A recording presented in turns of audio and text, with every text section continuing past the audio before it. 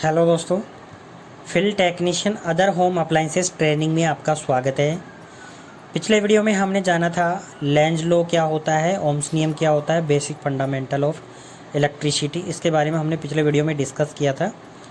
आज हम इस वीडियो में डिस्कस करने वाले हैं सेशन 14 नंबर का, session 14 fundamental of electricity Kirchhoff law, बिजली के बुनियादी ढांचे किरचॉफ का नियम। और आज हम इस सेशन को पूरा करने के बाद आप निम्न कार्य कर सकेंगे: किरचॉफ का नियम को परिभाषित करना, केसीएल एंड केवीएल और किरचॉफ के नियमों का स्पष्टीकरण करना या उन्हें स्पष्ट करना। तो दोस्तों, जब तक अगर आपने हमारे चैनल को सब्सक्राइब नहीं किया है तो प्लीज़ चैनल को सब्सक्राइब करके बेल आइकन जरूर प्रेस कर दें ताकि आपको प्रत्येक वीडियो के नोटिफिकेशन समय पर मिलते रहें। चलो शुरू करते हैं आज का ये वीडियो। सबसे पहले आता है किरचॉफ का नियम। किरचॉफ का नियम, किरचॉफ इसका नाम क्यों पड़ा या इसे किरचॉफ का नियम ही क्यों बोलते हैं? दोस्तों, सन 1845 ईस्वी में एक वैज्ञानिक था जिसका नाम है गुस्ताव किरचॉफ। वैज्ञानिक का नाम है गुस्ताव किरचॉफ। उन्होंने इस नियम के ऊपर शोध किया या उन्होंने यह नियम दिया, इसीलिए उसके नाम के आधार पर ही इस नियम को जाना जाता है जिसे हम बोलते हैं किरचॉफ का नियम। तो दोस्तों, अगर हमसे कोई पूछ ले कि किरचॉफ का नियम किसने दिया था, तो किरचॉफ का नियम दिया था गुस्ताव किरचॉफ ने सन 1845 में। अब किरचॉफ ने कितने नियम दिए थे ये भी मैं आपको बता देता हूँ कि किरचॉफ ने 2 नियम दिए थे। पहला दिया था धारा का नियम और दूसरा वोल्टेज का नियम, जिसको हम बोलते हैं केसीएल और केवीएल। तो किरचॉफ ने 2 नियम दिए थे, धारा का नियम और वोल्टेज का नियम। हम इन प्रत्येक नियम के बारे में डिस्कस से जान लेते हैं कि धारा का नियम एक्चुअल में है क्या और क्या कहता है। केसीएल, किरचॉफ का धारा का नियम, किरचॉफ करंट लॉ, इसी को बोलते हैं दोस्तों किरचॉफ करंट लॉ। किसी नोड या जंक्शन की तरफ जाने वाली धाराओं का योग उस नोड से दूर जाने वाली धाराओं के योग के बराबर होता है। अर्थात हम इसको आसान भाषा में ऐसे समझें कि ये बीच में एक जंक्शन है या नोड है। इस नोड पर आने वाली धारा I1, I2 और I3, I in 1, I in 2, I in 3। I का मतलब है धारा, इन का मतलब है अंदर और 1 का मतलब है पहली धारा आ रही है, दूसरी धारा आ रही है और उसी प्रकार से तीसरी धारा आई है। अगर हम बात करें इस नोड की या जंक्शन की, तो इस नोड के जंक्शन के ऊपर 3 धाराएं आ रही हैं, I1, I2 और I3। अब यहाँ से आने वाली धारा तो हमें पता चल गई, I1 आ रहा है, I2 आ रहा है और I3 आ रहा है, लेकिन यह है इनकमिंग करंट। अब यहाँ से जो जाने वाली धाराएं देखेंगे, अब I1, I2, I3 मतलब I आउट, इनकमिंग आउट और करंट आउट 3, 1 2 3 इस प्रकार से है। तो इनका योग, इनकमिंग धारा और आउटगोइंग धारा दोनों का योग बराबर होता है, यही किरचॉफ का धारा का नियम कहलाता है। अब हम इसको कुछ इस प्रकार समझते हैं। किरचॉफ का धारा का नियम, इस किरचॉफ का जंक्शन का नियम भी कहते हैं। हम इसे जंक्शन का नियम इसलिए कहते हैं क्योंकि जंक्शन पे जो धाराएं आ रही है उनका योग प्लस जाने वाली धाराओं का योग बराबर होता है। अर्थात हम ऐसे कहें कि इस नियम को किरचॉफ का प्रथम नियम कहा जाता है। तो किरचॉफ का प्रथम नियम कौन सा है? KCL, Kirchhoff current law. इस तरह के बिंदु को जंक्शन कहा जाता है।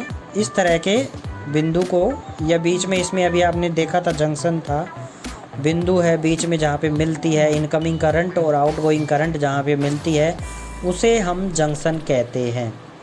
किसी भी जंक्शन में धारा का बीजीय योग 0 होता है। अगर हम जंक्शन पर बात करें तो जंक्शन पर धाराओं का योग 0 होता है। जंक्शन पर धाराओं का योग 0 होता है।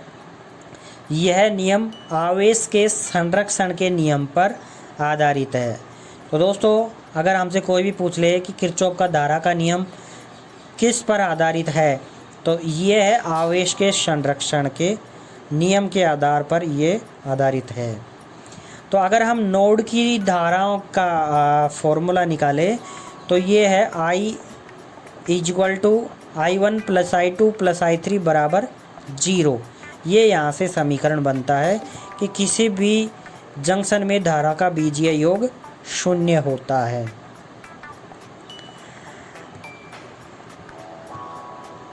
अब हम जान लेते हैं किरचॉफ का वोल्टेज का नियम। किरचॉफ का वोल्टेज का नियम या किरचॉफ का दूसरा नियम, इस नियम को किरचॉफ का दूसरा नियम भी कहा जाता है। इस नियम को पिछले नियम को हम जंक्शन का नियम कहते थे और हम इस नियम को लूप या मेश का नियम भी कहते हैं। दोस्तों ये चीज़ें ध्यान देने वाली है कि इस नियम को लूप का नियम भी कहते हैं। अभी आप यहाँ डायग्राम में देखेंगे लूपिंग क्या होता है और इसको हम उदाहरण के सहित आगे समझेंगे भी कि लूपिंग क्या होता है। लूप के परित सभी विभवांतरों का बीजीय योग 0 होता है। उसके अंदर जंक्शन के अंदर बीजीय योग 0 हो रहा था धाराओं का, और यहाँ पे सभी वोल्टेज स्रोत का बीजीय योग 0 होता है इस लूप के परित, यानी इस लूप के अंदर। और इस नियम को ऊर्जा संरक्षण के नियम पर आधारित है। अगर आपसे पूछ ले कि KVL किस पर आधारित है, तो KVL है ऊर्जा संरक्षण के नियम पर आधारित है। उसके बाद में आता है किरचॉफ का वोल्टेज का नियम। किरचॉफ का वोल्टेज का नियम जो है वो, उसका एक एग्जांपल लेके मैं आपको बता रहा हूँ कि किसी बंद लूप या परिपथ में EMF यानी वोल्टेज जोड़ा जाता है। उस वोल्टेज का बीजीय योग उस परिपथ के प्रतिरोधकों के सिरों पर उत्पन्न विभवांतर या वोल्टेज के बीजगणितीय योग के बराबर होता है। मैंने अभी आपको बताया था लूप में सभी विभवांतरों का बीजीय योग 0 होता है। उसी तरह से दूसरे शब्दों में हम ऐसे भी कह सकते हैं कि किसी लूप के सभी विभवांतरों का बीजगणितीय योग 0 होता है। तो यहाँ पे भी अगर हम बात करें R1 के अक्रॉस V1 है, R2 के अक्रॉस V2 है, R3 के अक्रॉस V3 है। अगर ऐसे R5 हो तो यहाँ पे V5 हो जाएगा और यहाँ पे V4 एक वोल्टेज स्रोत है। तो इनका बीजीय योग सभी का 0 होता है। ये किरचॉफ का दूसरा नियम कहता है। और दूसरा नियम किस पर आधारित है? ऊर्जा संरक्षण के नियम पर आधारित है।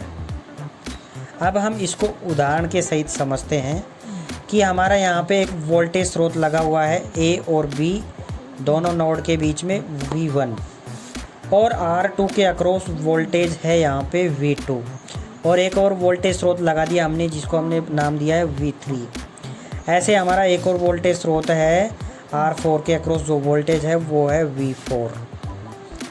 अगर हम अभी इसका समीकरण बनाते हैं तो अभी यहाँ से देखेंगे A से D पे जो V1 जुड़ा हुआ है, तो D से हम चलेंगे ऊपर की तरफ। तो D से चल रहे हैं तो यहाँ पे आ रहा है सबसे पहले V1